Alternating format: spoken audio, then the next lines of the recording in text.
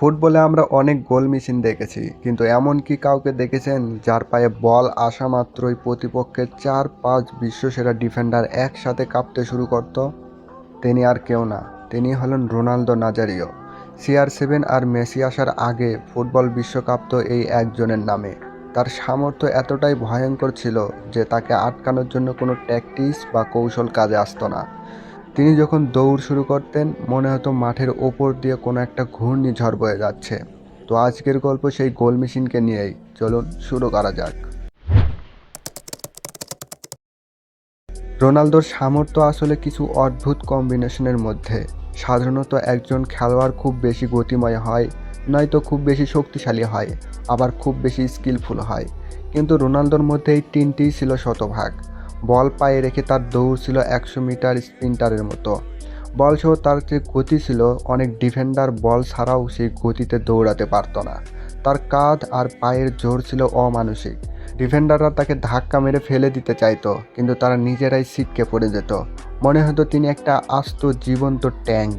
তার step over আর elastic ও dribbling, এগুলো ছিল চোখের পলকে। গোলকিপারকে ড্রিবল করে কাটিয়ে গোল করাটাই ছিল তার সিগনেচার স্টাইল। ইতালির কিংবদন্তি ডিফেন্ডার আলেসান্দ্রো নেস্তা একবার বলেই বসলেন, রোনালদোর বিপক্ষে খেলার পর আমি ক্যারিয়ারের প্রথমবার খুব অসহায় বোধ করছিলাম। আমি যাই করার চেষ্টা করছিলাম, ও আমাকে তুচ্ছ করে বেরিয়ে যাচ্ছিল। তারপর 1996-97 সিজনে বার্সেলোনার হয়ে রোনালদো যা করেছিলেন তা ছিল স্রেফ পাগলামি। মাঝমাঠ থেকে বল নিয়ে 5-6 জন ডিফেন্ডারকে কাটিয়ে গোল করাটা ছিল তার ডাল ভাত।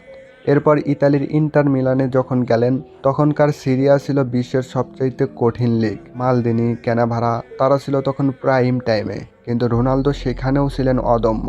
তাকে বলা হতো বিস্ময়কর প্রতিভা। তবে এখন একটি স্মার্টলি চিন্তা করি, রোনালদোর আসল পাহাড়টা আসলে কোথায়? রোনালদোর বিশেষত্ব কোথায়? তবে বলে রাখা ভালো, রোনালদোর বিশেষত্ব ছিল তার শিডিউল মেকিং স্পিড। তিনি যখন ফুল স্পিডে দৌড়াতেন, তখন তার ব্রেন স্থির থাকতো। আপনি হয়তো লক্ষ্য করবেন, আধুনিক ফুটবলে অনেক প্লেয়ারই দ্রুত গতিতে দৌড়াতে পারে, কিন্তু বল নিয়ন্ত্রণে রাখতে পারে না। কিন্তু রোনালদো ফুল স্পিডে থাকা অবস্থায় এমন সব ড্রিবলিং এবং ফিনিশিং করতেন যা ফিজিক্সের নিয়মও পাল্টে দিত। আরেকটা বড় ফ্যাক্ট ছিল তার হাঁটু। দুর্ভাগ্যবশত তার শরীর আর নিজের শক্তির ভার সইতে পারেনি তার হাঁটু। তার পায়ের মাসাল আর হাড়ের জোর এত বেশি ছিল যে তার জয়েন্ট বা হাঁটু সেটা সামলাতে গিয়ে বারবার ইনজুরি হয়ে পড়ত। ডাক্তাররা অবশ্য বলেছিলেন ওই ইনজুরি নিয়ে কোনো মানুষের স্বাভাবিকভাবে হাঁটা চলাই কঠিন। অথচ রোনালদো সেই হাঁটু নিয়ে ফিরে এসেছিল 2002 বিশ্বকাপে। বিশ্বকাপ জিতেছিলেন এবং সর্বোচ্চ গোলদাতাও হয়েছিলেন। রোনালদোর ক্যারিয়ার যদি বারবার ইনজুরিতে শেষ না হতো, তবে আজকের মেসি রোনালদোর পরিসংখ্যান হয়তো ফিকে হয়ে যেত।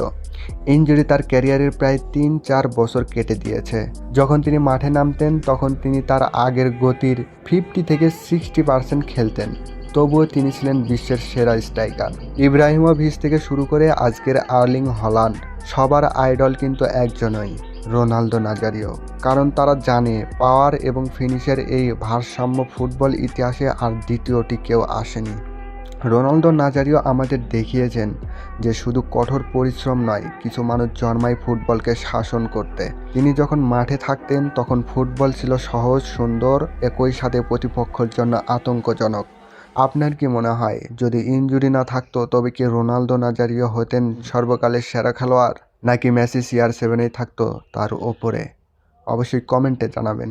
আর হ্যাঁ, সাবস্ক্রাইব অ্যান্ড ফলো মি।